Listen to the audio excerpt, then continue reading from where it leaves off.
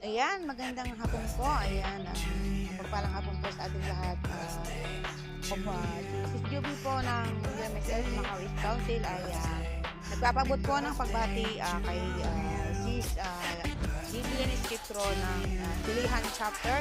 Happy birthday po sa iyo, Sai. God bless.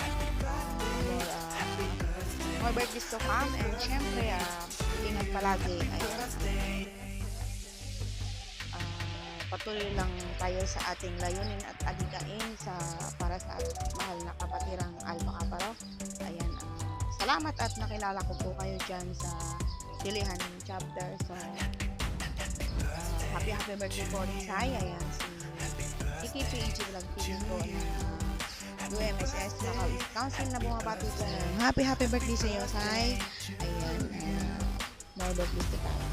Ayan. Salamat. Ayan, long live.